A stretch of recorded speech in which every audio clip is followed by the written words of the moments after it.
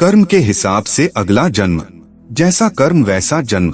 गरुड़ पुराण के अनुसार हर जीव का पुनर्जन्म होता है, यानी वह फिर से जन्म लेता है। नमस्कार मित्रों, आप श्री कृष्ण के भक्त हैं तो कमेंट बॉक्स में लिख दीजिए जय श्री कृष्णा।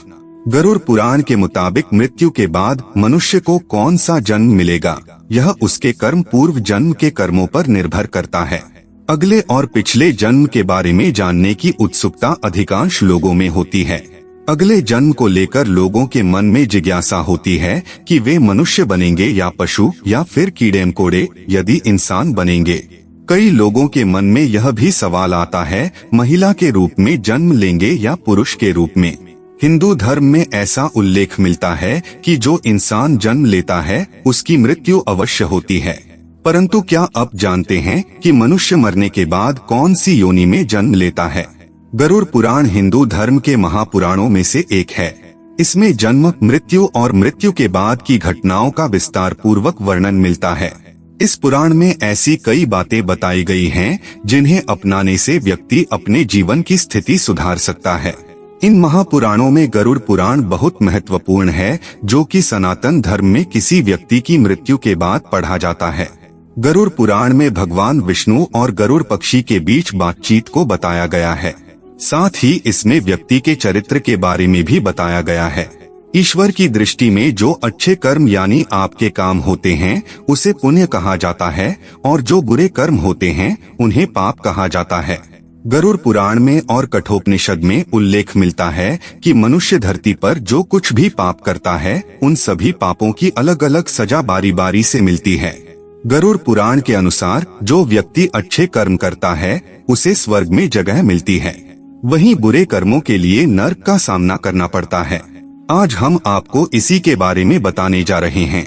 दोस्तों, गधे, कुत्ते, बिल्ली, सांप, बंदर, गिरगिट, बकरा, भेड़िया, गाय, कछुआ, कीड़े मकोड़े, कोई पशु पक्षी, पेड़ पौधे, स्त्री में जन्म इत्यादि में हर पापी मनुष्य का जन्म होता है। नमस्कार मित्रों, स्वागत है सनातन ज्ञान कथा के एक नई प्रस्तुति में। दोस्तों, आप हमारे चैनल पर पहली बार आए हैं तो चैनल को सब्सक्राइब अवश्य कीजिएगा। वीडियो को लाइक करके दोस्तों के पास शेयर जरूर कीजिए। यहाँ सबसे पहले आपको यह जानना जरूरी है, क्या सच में पूर्ण जन्म होता है? मित्रों, इस बात को एक उदाहरण से समझते हैं। कई बार बालक जब जन्म होता है तो उनमें किसी प्रकार का दोष होता है। कई बालक किन्नर पैदा हो जाते हैं या फिर ऐसे पैदा होते हैं जिनको कोई शारीरिक दोष होता है, जैसे कोई जन्म से ही विकलांग पैदा होता है या जन्म से ही देखने में असमर्थ होता है।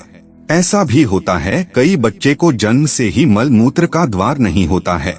ऐसा होने के पीछे विज्ञान अपना तर्क अलग ही देता है, पर हम शास्त्र के अनुसार बताएंगे इस जीवन में बच्चे को उसके पिछले जन्म के कर्मों के आधार पर कष्ट भोगना तय होता है, इसलिए शारीरिक असमर्थता पैदा होने के साथ ही आती है। गरुड़ पुराण में लिखा हुआ है कि पांडव भाइयों को अलग अलग घरों में जन्म अपने अपने कर्मों के अनुसार मिला था।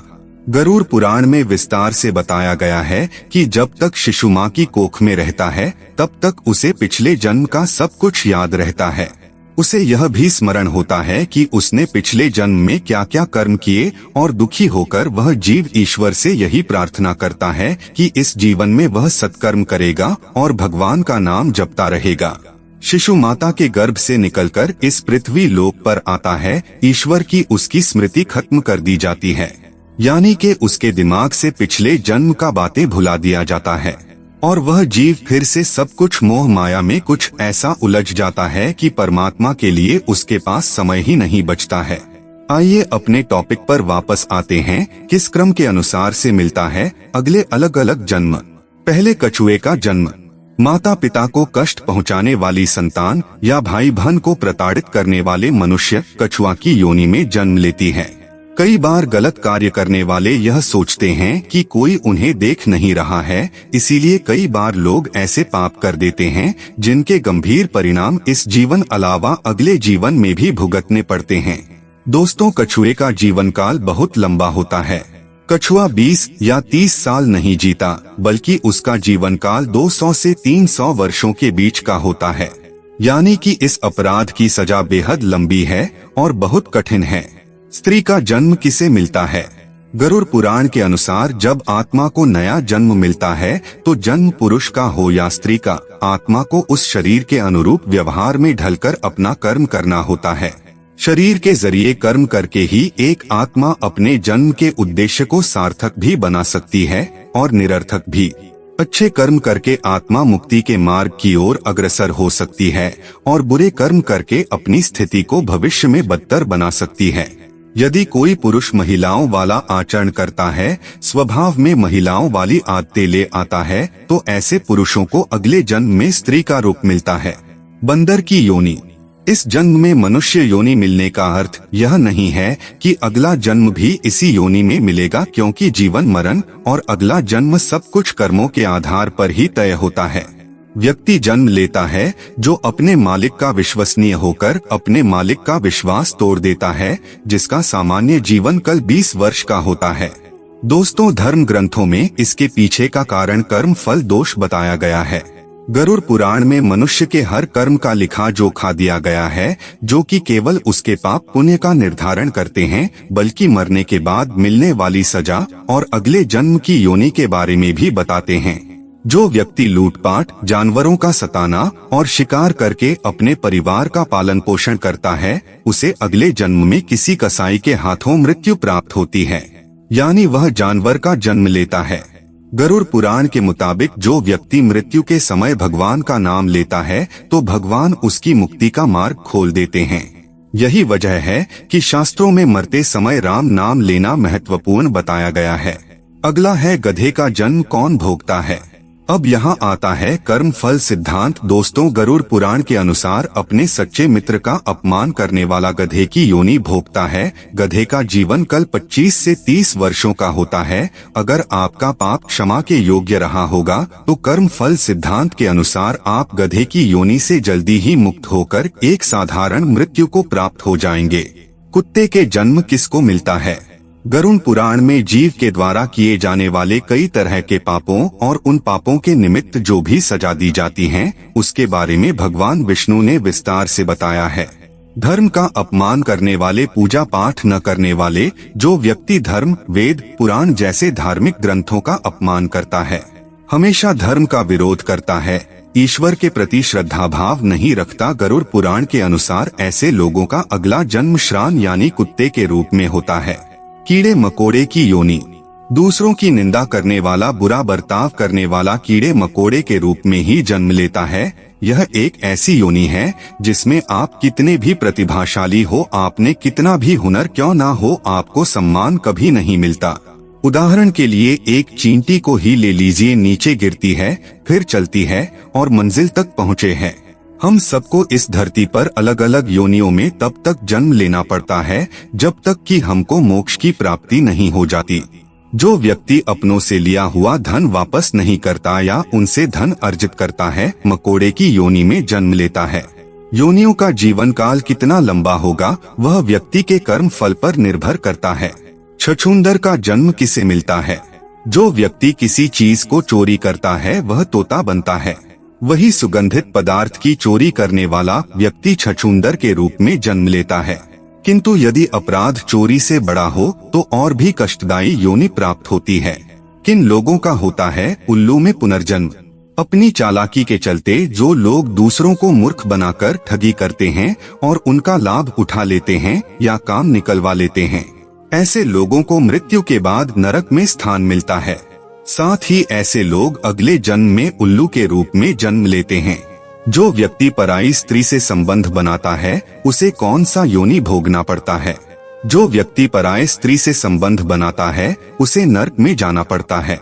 गरुड़ पुराण के अनुसार ऐसे पुरुष को वहाँ उसे कई कष्ट भोगने पड़ते हैं और इसके बाद उसे अलग अलग योनियों में एक के बाद एक कई जन्म लेने पड़ते हैं। वह सबसे पहले भेड़िया बनता है, फिर एक कुत्ते के रूप में जन्म लेता है, उसके बाद सियार, फिर गिद्ध, फिर शाम, फिर कौवा और अंत में बगुला बनता है। इन सब योनियों के कष्ट उसे फिर से मनुष्य करने की प्राप्ति होती है।